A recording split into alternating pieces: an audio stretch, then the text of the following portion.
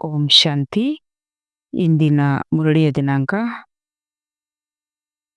24/1/2026. ಪ್ರಾಪ್ತ ಮುರಳಿ. ಓಂ ಶಾಂತಿ. ಬಾಪ್ತಾದ ಮಧುವನ. ಮಧುರ ಮಕ್ಕಳೇ, ತಂದೆಯು ನಿಮಗೆ ಯಾವ ವಿದ್ಯೆಯನ್ನು ಓದಿಸುತ್ತಾರೆ ಅದನ್ನು ಬುದ್ಧಿಯಲ್ಲಿಟ್ಟುಕೊಂಡು ಎಲ್ಲರಿಗೂ ಓದಿಸಬೇಕಾಗಿದೆ. ಪ್ರತಿಯೊಬ್ಬರಿಗೂ ತಂದೆಯ ಮತ್ತು ಚಕ್ರದ ಪರಿಚಯ ಕೊಡಬೇಕಾಗಿದೆ. ಪ್ರಶ್ನೆ: ಆತ್ಮವು ಸತ್ಯಯುಗದಲ್ಲಿಯೂ ಪಾತ್ರವನ್ನು ಅಭಿನಯಿಸುತ್ತದೆ ಮತ್ತು ಕಲಿಯುಗದಲ್ಲಿಯೂ ಅಭಿನಯಿಸುತ್ತದೆ, ಆದರೆ ಅಂತರವೇನಾಗಿದೆ? ಉತ್ತರ: ಸತ್ಯಯುಗದಲ್ಲಿ ಆತ್ಮವು ಪಾತ್ರವನ್ನು ಅಭಿನಯಿಸಿದಾಗ ಅಲ್ಲಿ ಯಾವುದೇ ಪಾಪ ಕರ್ಮಗಳಾಗುವುದಿಲ್ಲ. ಅಲ್ಲಿ ಪ್ರತಿ ಕರ್ಮವು ಅಕರ್ಮವಾಗಿ ಬಿಡುತ್ತದೆ, ಏಕೆಂದರೆ ರಾವಣ ಇರುವುದಿಲ್ಲ. ಮತ್ತೆ ಕಲಿಯುಗದಲ್ಲಿ ಪಾತ್ರವನ್ನು ಅಭಿನಯಿಸಿದಾಗ ಪ್ರತಿ ಕರ್ಮ ವಿಕರ್ಮ ಅಥವಾ ಪಾಪವಾಗಿ ಬಿಡುತ್ತದೆ, ಏಕೆಂದರೆ ಇಲ್ಲಿ ವಿಕಾರವಿದೆ. ನೀವೀಗ ಸಂಗಮಯುಗದಲ್ಲಿದ್ದೀರಿ, ನಿಮಗೆ ಸಂಪೂರ್ಣ ಜ್ಞಾನವಿದೆ. ಓಂ ಶಾಂತಿ. ಇದನ್ನಂತೂ ಮಕ್ಕಳು ತಿಳ್ಕೊಂಡಿದ್ದೀರಿ. ನಾವು ತಂದೆಯ ಸಮ್ಮುಖದಲ್ಲಿ ಕುಳಿತಿದ್ದೇವೆ, ತಂದೆಯೂ ಸಹ ತಿಳಿದುಕೊಂಡಿದ್ದಾರೆ. ಮಕ್ಕಳು ನನ್ನ ಸಮ್ಮುಖದಲ್ಲಿ ಕುಳಿತಿದ್ದಾರೆ, ಇದೂ ಸಹ ನಿಮಗೆ ತಿಳಿದಿದೆ. ತಂದೆಯು ನಮಗೆ ಶಿಕ್ಷಣ ಕೊಡುತ್ತಾರೆ, ಇದನ್ನು ಮತ್ತೆ ಅನ್ಯರಿಗೆ ಕೊಡಬೇಕಾಗಿದೆ. ಮೊಟ್ಟ ಮೊದಲು ತಂದೆಯ ಪರಿಚಯ ಕೊಡಬೇಕಾಗಿದೆ, ಏಕೆಂದರೆ ಎಲ್ಲರೂ ತಂದೆಯನ್ನು ಹಾಗೂ ತಂದೆಯ ಶಿಕ್ಷಣವನ್ನು ಮರೆತು ಬಿಟ್ಟಿದ್ದಾರೆ. ಈಗ ತಂದೆಯು ಯಾವ ವಿದ್ಯೆಯನ್ನು ಓದಿಸುತ್ತಾರೆಯೋ ಇದು ಪುನಃ 5,000 ವರ್ಷಗಳ ನಂತರವೇ ಸಿಗುವುದು. ಈ ಜ್ಞಾನವು ಮತ್ತಾರಿಗೂ ಇರುವುದಿಲ್ಲ. ಮುಖ್ಯವಾದುದು ತಂದೆಯ ಪರಿಚಯವಾಗಿದೆ. ಮತ್ತೆ ಇದನ್ನು ಸಹ ತಿಳಿಸಬೇಕು. ನಾವೆಲ್ಲರೂ ಸಹೋದರಾಗಿದ್ದೇವೆ. ಇಡೀ ಪ್ರಪಂಚದ ಆತ್ಮರೆಲ್ಲರೂ ಪರಸ್ಪರ ಸಹೋದರಾಗಿದ್ದೀರಿ. ಎಲ್ಲರೂ ತಮಗೆ ಸಿಕ್ಕಿರುವ ಪಾತ್ರವನ್ನು ಈ ಶರೀರದ ಮೂಲಕ ಅಭಿನಯಿಸುತ್ತಾರೆ. ಈಗಂತೂ ತಂದೆಯು ಹೊಸ ಪ್ರಪಂಚದಲ್ಲಿ ಕರೆದುಕೊಂಡು ಹೋಗುವುದಕ್ಕಾಗಿ ಬಂದಿದ್ದಾರೆ. ಅದಕ್ಕೆ ಸ್ವರ್ಗವೆಂದು ಹೇಳಲಾಗುತ್ತದೆ. ಆದರೆ ನಾವೆಲ್ಲ ಸಹೋದರರು ಪತಿತರಾಗಿದ್ದೇವೆ. ಒಬ್ಬರೂ ಪಾವನರಿಲ್ಲ. ಎಲ್ಲಾ ಪತಿತರನ್ನು ಪಾವನ ಮಾಡುವವರು ಒಬ್ಬರೇ ತಂದೆಗಿದ್ದಾರೆ. ಇದು ಪತಿತ, ವಿಕಾರಿ, ಭ್ರಷ್ಟಾಚಾರಿ, ರಾವಣ ಪ್ರಪಂಚವಾಗಿದೆ. ರಾವಣ ಅರ್ಥವೇ ಆಗಿದೆ ಸ್ತ್ರೀಯಲ್ಲಿನ 5 ವಿಕಾರಗಳು ಮತ್ತು ಪುರುಷರಲ್ಲಿರುವ 5 ವಿಕಾರಗಳು.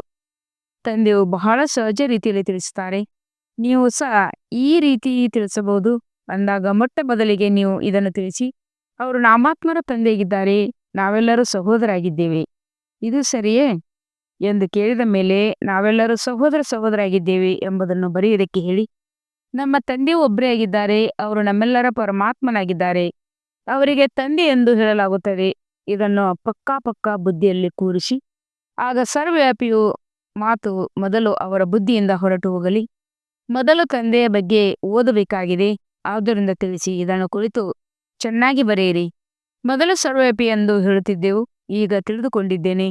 ತಂದೆಯು ಸರ್ವವ್ಯಾಪಿ ಅಲ್ಲ, ನಾವೆಲ್ಲರೂ ಸಹೋದರಾಗಿದ್ದೇವೆ. ಎಲ್ಲಾ ಆತ್ಮರು ಸಹ ಪರಂಪಿತ ಪರಮಾತ್ಮ ಎಂದು ಹೇಳುತ್ತಾರೆ.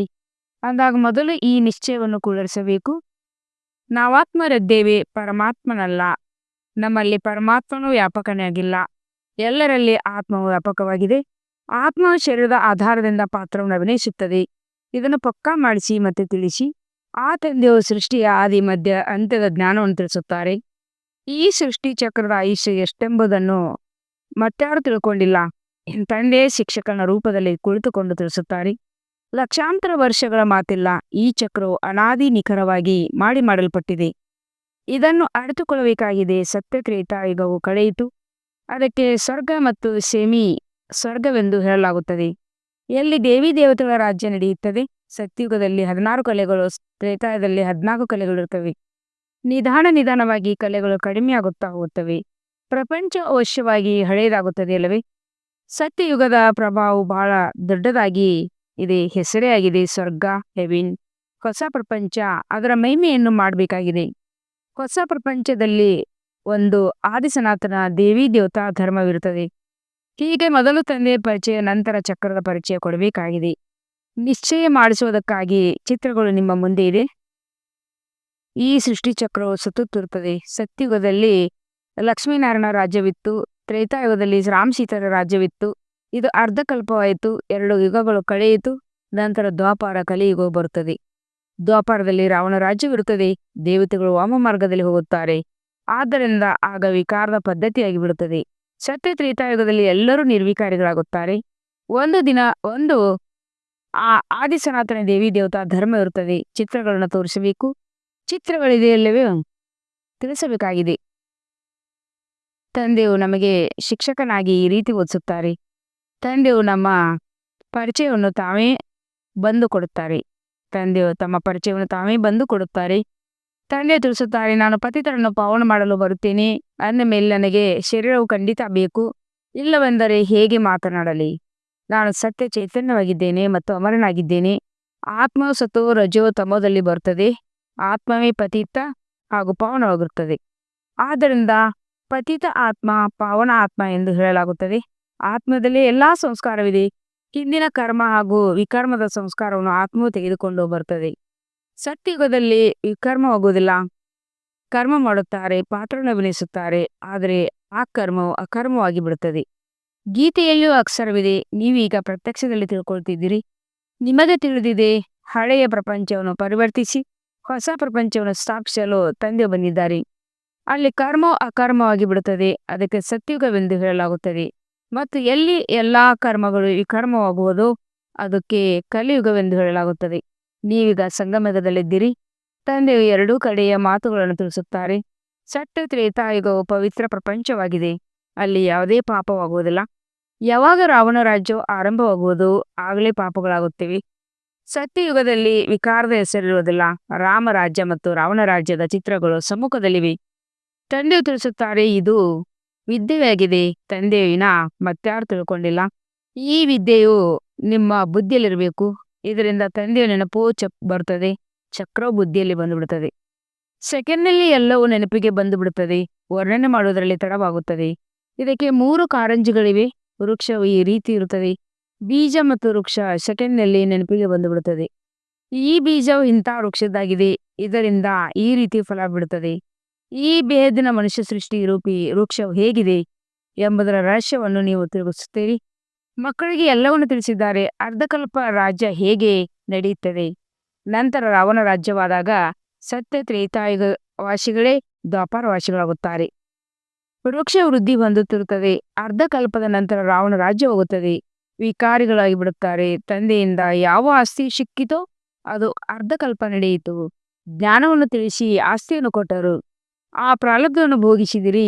ಅರ್ಥಾತ್ ಸತ್ಯ ತ್ರೇತಾಯುಗದಲ್ಲಿ ಸುಖ ಪಡೆದಿರಿ. ಅದಕ್ಕೆ ಸುಖಧಾಮ ಸತ್ಯುಗ ಎಂದು ಹೇಳಲಾಗುತ್ತದೆ. ಅಲ್ಲಿ ದುಃಖವಿರುವುದೇ ಇಲ್ಲ. ತಂದೆಯು ಎಷ್ಟು ಸಹಜವಾಗಿ ತಿಳಿಸುತ್ತಾರೆ.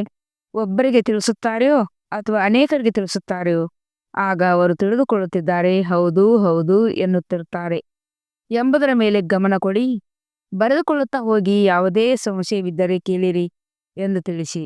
ಯಾವ ಮಾತನ್ನು ಯಾರು ತಿಳ್ಕೊಂಡಿಲ್ಲವೋ ನಾವು ಅದನ್ನು ತಿಳಿಸುತ್ತೇವೆ. ನೀವು ಏನೇನು ತಿಳ್ಕೊಂಡಿಲ್ಲ ಅಂದ ಮೇಲೆ ಮತ್ತೇನು ಕೇಳುವಿರಿ? ತಂದೆಯು ಬೇಹದ್ದಿನ ವೃಕ್ಷದ ರಹಸ್ಯವನ್ನು ತಿಳಿಸುತ್ತಾರೆ. ಈ ಜ್ಞಾನವನ್ನು ನೀವೀಗ ತಿಳ್ಕೊಂಡಿರ್ತೀರಿ.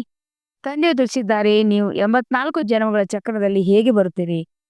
ಇದನ್ನು ಚೆನ್ನಾಗಿ ಬರೆದಿಟ್ಟುಕೊಳ್ಳಿ. ನಂತರ ಅದರ ಮೇಲೆ ವಿಚಾರ ಮಾಡಿ. ಹೇಗೆ ಶಿಕ್ಷಕರು ಸಂಬಂಧ ಕೊಡುತ್ತಾರೆ. ಮತ್ತೆ ಮನೆಗೆ ಹೋಗಿ ವಿದ್ಯಾರ್ಥಿಗಳು ರಿವೈಸ್ ಮಾಡಿಕೊಂಡು ಬರುತ್ತಾರಲ್ಲವೇ, ನೀವು ಸಹ ಈ ಜ್ಞಾನವನ್ನು ಕೊಡುತ್ತೀರಿ. ನಂತರ ನೋಡಿ ಏನಾಗುವುದು. ಕೇಳುತ್ತಾ ಇರಿ. ಒಂದೊಂದು ಮಾತನ್ನು ಚೆನ್ನಾಗಿ ತಿಳಿಸಿ. ತಂದೆ ಶಿಕ್ಷಕರ ಕರ್ತವ್ಯವನ್ನು ತಿಳಿಸಿ. ನಂತರ ಗುರುವಿನ ಬಗ್ಗೆ ತಿಳಿಸಿ. ಬಂದು ನಾವು ಪತಿತರನ್ನು ಪಾವನ ಮಾಡಿ ಎಂದೇ ಅವರನ್ನು ಕರೆದಿರಿ. ಆತ್ಮ ಪಾವನವಾದರೆ ಮತ್ತೆ ಪಾವನ ಶರೀರವು ಸಿಗುತ್ತದೆ. ಎಂಥದೇ ಚಿನ್ನವು ಅದರಂತೆ ಆಭರಣಗಳಾಗುತ್ತವೆ. 24 ಕ್ಯಾರೆಟ್ ಚಿನ್ನದಲ್ಲಿ ಲೋಹವನ್ನು ಬೆರಕೆ ಮಾಡದಿದ್ದರೆ ಆಭರಣಗಳು ಸಹ ಅದೇ ರೀತಿ ಸತೋಪ್ರಧಾನವಾಗಿರುತ್ತದೆ. ಲೋಹವನ್ನು ಬೆರೆಸುವುದರಿಂದ ತಮೋಪ್ರಧಾನವಾಗಿ ಬಿಟ್ಟಿದೆ. ಮೊಟ್ಟ ಮೊದಲು ಭಾರತವು 24 ಕ್ಯಾರೆಟ್ ಅಪ್ಪಟ ಚಿನ್ನ ಪಕ್ಷಿಯಾಗಿತ್ತು. ಅರ್ಥಾತ್ ಸತೋಪ್ರಧಾನ ಹೊಸ ಪ್ರಪಂಚವಾಗಿತ್ತು. ನಂತರ ತಮೋಪ್ರಧಾನವಾಗಿದೆ. ಇದನ್ನು ತಂದೆ ತಿಳಿಸುತ್ತಾರೆ. ಮತ್ಯಾವ ಮನುಷ್ಯ ಗುರುಗಳು ತಿಳ್ಕೊಂಡಿಲ್ಲ. ಬಂದು ಪಾವನ ಮಾಡಿ ಎಂದು ಕರೆಯುತ್ತಾರೆ. ಅಂದಮೇಲೆ ಗುರುವಿನದೇ ಕರ್ತವ್ಯವಾಗಿದೆ. ವಾನಪ್ರಸ್ಥ ಸ್ಥಿತಿಯಲ್ಲಿ ಮನುಷ್ಯರು ಗುರುಗಳನ್ನು ಮಾಡಿಕೊಳ್ಳುತ್ತಾರೆ. ವಾಣಿಯಿಂದ ದೂರದ ಸ್ಥಾನವಂತೂ ನಿರಾಕಾರಿ ಪ್ರಪಂಚದಾಗಿದೆ. ಅಲ್ಲಿ ಆತ್ಮರಿರುತ್ತಾರೆ. ಇದು ಸಾಕಾರಿ ಪ್ರಪಂಚವಾಗಿದೆ. ಇದು ಎರಡರ ಮಿಲನವಾಗಿದೆ. ಅಲ್ಲಂತೂ ಶರೀರವಿರುವುದಿಲ್ಲ. ಅಲ್ಲಿ ಯಾವುದೇ ಕರ್ಮವಾಗುವುದಿಲ್ಲ. ತಂದೆಯಲ್ಲಿ ಸಂಪೂರ್ಣ ಜ್ಞಾನವಿದೆ. ಡ್ರಾಮಾನುಸಾರ ಪ್ಲಾನುಸಾರ ಅವರಿಗೆ ಜ್ಞಾನಪೂರ್ಣನೆಂದು ಹೇಳಲಾಗುತ್ತದೆ. ಅವರು ಚೈತನ್ಯ ಸಚ್ಚಿತ್ ಆನಂದ ಸ್ವರೂಪರಾಗಿರುವರು. ಕಾರಣ ಅವರಿಗೆ ಜ್ಞಾನಪೂರ್ಣನೆಂದು ಹೇಳಲಾಗುತ್ತದೆ. ಕೈ ಪತಿತ ಪಾವನ ಜ್ಞಾನಸಾಗರ ಶಿವತಂದೆ ಎಂದೇ ಕರೆಯುತ್ತಾರೆ. ಅವರ ಹೆಸರು ಸದಾಶಿವನೆಂದು ಆಗಿದೆ. ಉಳಿದೆಲ್ಲ ಆತ್ಮರು ಪಾತ್ರವನ್ನು ಅಭಿನಯಿಸಲು ಬರುತ್ತಾರೆ. ಆಗ ಭಿನ್ನ ಭಿನ್ನ ನಾಮಗಳನ್ನು ಧಾರಣೆ ಮಾಡುತ್ತಾರೆ. ತಂದೆಯನ್ನು ಕರೆಯುತ್ತಾರೆ. ಆದರೆ ಅವರಿಗೇನು ತಿಳುವಳಿಕೆ ಇಲ್ಲ. ಅವಶ್ಯವಾಗಿ ಭಾಗ್ಯಶಾಲಿ ವ್ರತವು ಇರುವವರು ಯಾರಲ್ಲಿ ತಂದೆಯು ಪ್ರವೇಶ ಮಾಡಿ ನಿಮ್ಮನ್ನು ಪವನ ಪ್ರಪಂಚದಲ್ಲಿ ಕರೆದುಕೊಂಡು ಹೋಗುವರು. ಆದ್ದರಿಂದ ತಂದೆ ತಿಳಿಸುತ್ತಾರೆ, ಮಧುರಾತಿ ಮಧುರ ಮಕ್ಕಳೇ, ಯಾರು ಬಹಳ ಜನ್ಮಗಳ ಅಂತಿಮದಲ್ಲಿದ್ದಾರೆ, ಪೂರ್ಣ 84 ಜನ್ಮಗಳನ್ನು ತೆಗೆದುಕೊಳ್ಳುತ್ತಾರೆಯೋ ಅವರ ತನುವಿನಲ್ಲಿ ನಾನು ಬರುತ್ತೇನೆ. ಭಾಗ್ಯಶಾಲಿ ವ್ರತದಲ್ಲಿ ಬರಬೇಕಾಗುತ್ತದೆ. ಮೊದಲ ನಂಬರ್ನಂತೂ ಶ್ರೀಕೃಷ್ಣನಿದ್ದಾನೆ.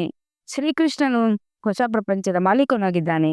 ಮತ್ತೆ ಅದೇ ಶ್ರೀಕೃಷ್ಣನು ಕೆಳಗಿಳಿಯುತ್ತಾನೆ. ಸ್ವರ್ಣಿಮ ಯುಗದಿಂದ ಬೆಳ್ಳಿ ಯುಗ, ತಾಮ್ರದ ಯುಗ, ಕಬ್ಬಿಣ ಯುಗದಲ್ಲಿ ಬಂದುಬಿಡುತ್ತಾರೆ. ನೀವೀಗ ಮತ್ತೆ ಕಬ್ಬಿಣದಿಂದ ಚಿನ್ನ ಹೋಗುತ್ತಿದ್ದೀರಿ. ತಂದೆ ತಿಳಿಸುತ್ತಾರೆ, ಕೇವಲ ತಂದೆಯಾದ ನನ್ನನ್ನು ನೆನಪು ಮಾಡಿ. ಯಾರಲ್ಲಿ ಪ್ರವೇಶ ಮಾಡಿದ್ದೇನೆಯೋ ಅವರ ಆತ್ಮದಲ್ಲಂತೂ ಸ್ವಲ್ಪವೂ ಜ್ಞಾನವಿರಲಿಲ್ಲ. ನಾನು ಇವರಲ್ಲಿ ಪ್ರವೇಶ ಮಾಡುತ್ತೇನೆ. ಆದ್ದರಿಂದ ಇವರಿಗೆ ಭಾಗ್ಯಶಾಲಿ ವ್ರತವೆಂದು ಹೇಳಲಾಗುತ್ತದೆ. ಇಲ್ಲವಾಗಿದ್ದರೆ ಎಲ್ಲರಿಗಿಂತ ಶ್ರೇಷ್ಠರಂತೂ ಈ ಲಕ್ಷ್ಮೀನಾರಾಯಣರಾಗಿದ್ದಾರೆ. ಅಂದಮೇಲೆ ಅವರಲ್ಲಿ ಪ್ರವೇಶ ಮಾಡಬೇಕಾಗಿತ್ತು. ಆದರೆ ಇದರಲ್ಲಿ ಪರಮಾತ್ಮನು ಪ್ರವೇಶ ಮಾಡುವುದಿಲ್ಲ. ಆದ್ದರಿಂದ ಅವರಿಗೆ ಭಾಗ್ಯಶಾಲಿ ವ್ರತವೆಂದು ಹೇಳಲಾಗುವುದಿಲ್ಲ. ರಥದಲ್ಲಿ ಬಂದು ಪತಿತರನ್ನು ಪವನ ಮಾಡಬೇಕಾಗಿದೆ. ಅಂದಮೇಲೆ ಅವಶ್ಯವಾಗಿ ಕಲಿಯುಗಿ ತಮೋಪ್ರಧಾನವಾಗಬೇಕಲ್ಲವೇ. ನಾನು ಬಹಳ ಜನ್ಮಗಳ ಅಂತಿಮದಲ್ಲಿ ಬರುತ್ತೇನೆ ಎಂದು ಸ್ವಯಂ ತಂದೆ ಹೇಳುತ್ತಾರೆ. ಗೀತೆಯಲ್ಲಿಯೂ ಅಕ್ಷರವು ನಿಖರವಾಗಿ ಬರೆಯುತ್ತದೆ. ಗೀತೆಯನ್ನು ಸರ್ವಶಾಸ್ತ್ರಮಣಿ ಶಿರೋಮಣಿ ಎಂದು ಹೇಳಲಾಗುತ್ತದೆ. ಈ ಸಂಗಮ ಯುಗದಲ್ಲಿ ತಂದೆಯು ಬಂದು ಬ್ರಾಹ್ಮಣ ಕುಲ ಮತ್ತು ದೇವತಾ ಕುಲವನ್ನು ಸ್ಥಾಪನೆ ಮಾಡುತ್ತಾರೆ. ಬಹಳ ಜನ್ಮಗಳ ಅಂತಿಮದಲ್ಲಿ ಅರ್ಥಾತ್ ಸಂಗಮ ಯುಗದಲ್ಲಿ ತಂದೆಯು ಬರುತ್ತಾರೆ, ತಿಳಿಸುತ್ತಾರೆ, ನಾನು ಬೀಜ ರೂಪನಾಗಿದ್ದೇನೆ. ಕೃಷ್ಣನಂತೂ ಸತ್ಯಯುಗದ ನಿವಾಸಿಯಾಗಿದ್ದಾನೆ.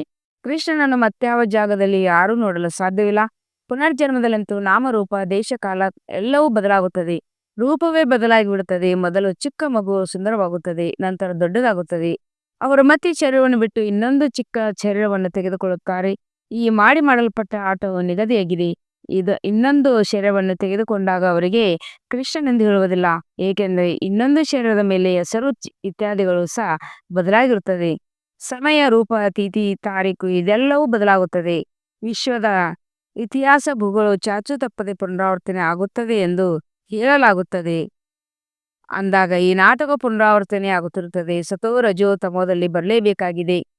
ಸೃಷ್ಟಿಯ ಹೆಸರು, ಯುಗದ ಹೆಸರು ಎಲ್ಲವೂ ಬದಲಾಗುತ್ತಿರುತ್ತದೆ. ಈಗ ಇದು ಸಂಗಮ ಯುಗವಾಗಿದೆ. ನಾನು ಸಂಗಮ ಯುಗದಲ್ಲಿ ಬರುತ್ತೇನೆ. ನಾನು ನಿಮಗೆ ಇಡೀ ಪ್ರಪಂಚದ ಚರಿತ್ರೆ, ಭೂಗೋಳವನ್ನು ಸತ್ಯವಾಗಿ ತಿಳಿಸುತ್ತೇನೆ. ಆದಿಯಿಂದ ಹಿಡಿದು ಅಂತ್ಯದವರೆಗೆ ಮತ್ತಾರೂ ತಿಳಿದುಕೊಂಡಿಲ್ಲ. ಸತ್ಯಯುಗದ ಆಯುಸ್ಸು ಎಷ್ಟಾಗಿತ್ತು ಎಂಬುದು ತಿಳಿಯದೆ ಕಾರಣ ಅವರು ಲಕ್ಷಾಂತರ ವರ್ಷಗಳಿಂದ ಹೇಳಿಬಿಡುತ್ತಾರೆ. ಈಗ ನಿಮ್ಮ ಬುದ್ಧಿಯಲ್ಲಿ ಎಲ್ಲಾ ಮಾತುಗಳಿವೆ. ನೀವು ತಮ್ಮಲ್ಲಿ ಇದನ್ನು ಪಕ್ಕಾ ಮಾಡಿಕೊಳ್ಬೇಕು.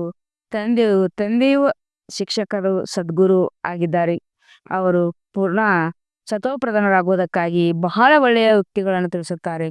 ಗೀತೆಯಲ್ಲಿ ಇದೆ, ದೇಹ ಸಹಿತ ದೇಹದ ಎಲ್ಲಾ ಧರ್ಮಗಳನ್ನು ಬಿಟ್ಟು ತಮ್ಮ ಆತ್ಮನೆಂದು ತಿಳಿಯಿರಿ. ಹಿಂತಿರುಗಿ ತಮ್ಮ ಮನೆಗೆ ಅವಶ್ಯವಾಗಿ ಹೋಗಬೇಕಾಗಿದೆ. ಭಕ್ತಿ ಮಾರ್ಗದಲ್ಲಿ ಭಗವಂತನ ಬಳಿ ಹೋಗುವುದಕ್ಕಾಗಿ ಎಷ್ಟೊಂದು ಪರಿಶ್ರಮ ಪಡುತ್ತಾರೆ. ಅದು ಕರ್ಮದಿಂದ ಮುಕ್ತರಾಗಿರುವ ಮುಕ್ತಿಧಾಮವಾಗಿದೆ. ನಾವು ನಿರಾಕಾರ ಪ್ರಪಂಚದಲ್ಲಿ ಹೋಗಿ ಕುಳಿತುಕೊಳ್ಳುತ್ತೇವೆ. ಪಾತ್ರಧಾರಿಯು ನಮಗೆ ಹೋದರೆಂದರೆ ಪಾತ್ರದಿಂದ ಮುಕ್ತರಾದರೂ ನಾವು ಮುಕ್ತಿದ ಹೊಂದೋದಕ್ಕೆ ಎಲ್ಲರೂ ಬಯಸುತ್ತಾರೆ. ಮೋಕ್ಷವಂತೂ ಯಾರಿಗೂ ಸಿಗಲು ಸಾಧ್ಯವಿಲ್ಲ. ನಾಟಕವು ಅವಿನಾಶಿಯಾಗಿದೆ. ಬಂದು ಹೋಗುವ ಪಾತ್ರವು ನಮಗೆ ಇಷ್ಟವಿಲ್ಲವೆಂದು ಯಾರಾದರೂ ಹೇಳ್ಬೋದು. ಆದರೆ ಇದರಲ್ಲಿ ಯಾರೇನು ಮಾಡಲು ಸಾಧ್ಯವಿಲ್ಲ. ಈ ಅನಾದಿ ನಾಟಕವು ಮಾಡಲ್ಪಟ್ಟಿದೆ. ಯಾರೊಬ್ಬರು ಮೋಕ್ಷವನ್ನು ಹೊಂದಲು ಸಾಧ್ಯವಿಲ್ಲ. ಅವೆಲ್ಲವೂ ಅನೇಕ ಪ್ರಕಾರದ ಮನುಷ್ಯ ಮಾತುಗಳಾಗಿವೆ. ಇದು ಶ್ರೇಷ್ಠವಾಗಿದೆ, ಮಾಡಲು ಶ್ರೀಮತವಾಗಿದೆ. ಮನುಷ್ಯರಿಗೆ ಶ್ರೇಷ್ಠರೆಂದು ಹೇಳುವುದಿಲ್ಲ, ದೇವತೆಗಳಿಗೆ ಹೇಳಲಾಗುತ್ತದೆ. ಅವರ ಮುಂದೆ ಎಲ್ಲರೂ ನಮನ ಮಾಡಬೇಕಾಗುತ್ತದೆ. ಅಂದಮೇಲೆ ಅವರು ಶ್ರೇಷ್ಠರಾದರಲ್ಲವೇ. ಕೃಷ್ಣನ ದೇವತೆಗಳು ವೈಕುಂಠದ ರಾಜಕುಮಾರನಾಗಿದ್ದಾನೆ.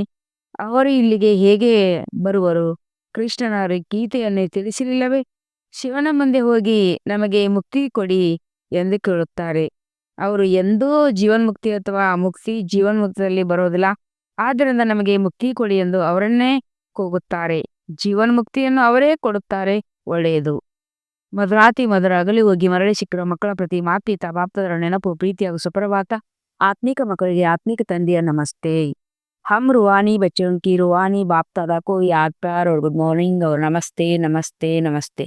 शुक्रिया बाबा, शुक्रिया. वहा बाबा वहा. दाने रगे मुख्य सारा ಒಂದನೇ ಪಾಯಿಂಟ್ ಆಗಿದೆ, ನಾವೆಲ್ಲರೂ ಆತ್ಮರೂಪದಲ್ಲಿ ಸಹೋದರ ಸಹೋದರಿಯಾಗಿದ್ದೇವೆ. ಈ ಪಾಠವನ್ನು ಪಕ್ಕಾ ಮಾಡಿಕೊಳ್ಬೇಕು ಮತ್ತು ಮಾಡಿಸಬೇಕಾಗಿದೆ. ತನ್ನ ಸಂಸ್ಕಾರಗಳು ನೆನಪಿನಿಂದ ಸಂಪೂರ್ಣ ಪಾವನ್ ಮಾಡಿಕೊಳ್ಬೇಕಾಗಿದೆ. 2ನೇ ಪಾಯಿಂಟು, 24 ಕ್ಯಾರೆಟ್ ಸತ್ಯ ಚಿನ್ನ ಆಗಲು ಕರ್ಮ ಅಕರ್ಮ ವಿಕರ್ಮದ ಗುಹ್ಯಗತಿಯನ್ನು ಬುದ್ಧಿಯಲ್ಲಿಟ್ಟುಕೊಂಡು ಈಗ ಯಾವುದೇ ವಿಕರ್ಮ ಮಾಡಬಾರದು. ವರದಾನ, ಗಾಬರಿಯಾಗುವ ನೃತ್ಯವನ್ನು ಬಿಟ್ಟು ಸದಾ ಖುಷಿಯ ನೃತ್ಯವನ್ನು ಮಾಡುವಂತ ಮಾಸ್ಟರ್ ಜ್ಞಾನಪೂರ್ಣ ಭವ. ಯಾವ ಮಕ್ಕಳು ಮಾಸ್ಟರ್ ಜ್ಞಾನಪೂರ್ಣರಾಗಿದ್ದಾರೆ ಅವರೆಂದಿಗೂ ಗಾಬರಿಯಾಗುವ ನೃತ್ಯವನ್ನು ಮಾಡಲು ಸಾಧ್ಯವಿಲ್ಲ. ಸೆಕೆಂಡ್ನಲ್ಲಿ ಏನೇ ನಿಲ್ಲಿಯುವುದು, ಸೆಕೆಂಡ್ನಲ್ಲಿ ಹತ್ತುವ ಸಂಸ್ಕಾರವನ್ನೀಗ ಪರಿವರ್ತನೆ ಮಾಡಿಕೊಳ್ತೀರೆಂದರೆ ತೀವ್ರ ಗತಿಯಲ್ಲಿ ಹೋಗುವಿರಿ. ಇದಕ್ಕಾಗಿ ಕೇವಲ ಸಿಕ್ಕಿರುವ ಅಧಿಕಾರ ಜ್ಞಾನ ಪರಿವಾರದ ಸಹಯೋಗವನ್ನು ಉದ್ಯೋಗ ಮಾಡಿರಿ. ತಂದೆಯ ಕೈಯಲ್ಲಿ ಶ್ರೀಮತ ಕೊಟ್ಟು ನಡೆಯುತ್ತೀರೆಂದರೆ ಖುಷಿಯ ನೃತ್ಯ ಮಾಡುತ್ತಾ ಇರುತ್ತೀರಿ. ಗಾಬರಿಯಾಗುವ ನೃತ್ಯ ಆಗಲು ಸಾಧ್ಯವಿಲ್ಲ. ಆದರೆ ಯಾವಾಗ ಮಾಯೋ ಕೈಯನ್ನು ಮನ್ಮತ ಪರಮತ ಹಿಡಿಯಿರೆಂದರೆ ಅದೇ ಗಾಬರಿಯಾಗುವುದು ನೃತ್ಯವಾಗುವುದು. ಸ್ಲೋಗನ್, ಯಾರ ಸಂಕಲ್ಪ ಮತ್ತು ಕರ್ಮವು ಮಹಾನ್ ಆಗಿದೆಯೋ ಅವರೇ ಮಾಸ್ಟರ್ ಸರ್ವಶಕ್ತಿವಂತರಾಗಿದ್ದಾರೆ. ಅಗತ್ಯ ಸೂಚನೆಗಳು, ಈ ಅವ್ಯಕ್ತ ಮಾಸದಲ್ಲಿ ಬಂಧನ ಮುಕ್ತರಾಗಿ ಜೀವನ ಮುಕ್ತ ಸ್ಥಿತಿಯ ಅನುಭವ ಮಾಡ್ರಿ. ಮಾಸ್ಟರ್ ತ್ರಿಕಾಲದರ್ಶಿಯಾಗಿದ್ದು ಪ್ರತಿ ಕರ್ಮ ಸಂಕಲ್ಪ ಮತ್ತು ವಚನ ಮಾಡಿದರೆ ಯಾವುದೇ ವ್ಯರ್ಥ ಅಥವಾ ಅನರ್ಥವಾಗುವುದಿಲ್ಲ. ತ್ರಿಕಾಲದರ್ಶಿ ಎಂದರೆ ಸಾಕ್ಷಿ ಭವ. ಸಾಕ್ಷಿ ಸ್ಥಿತಿಯಲ್ಲಿ ಈ ಕರ್ಮೇಂದ್ರಗಳ ಮೂಲಕ ತಮ್ಮ ಕರ್ಮ ಮಾಡಿದರೆ ಕರ್ಮದ ಶವಕ್ಕೆ ಬರುವುದಿಲ್ಲ.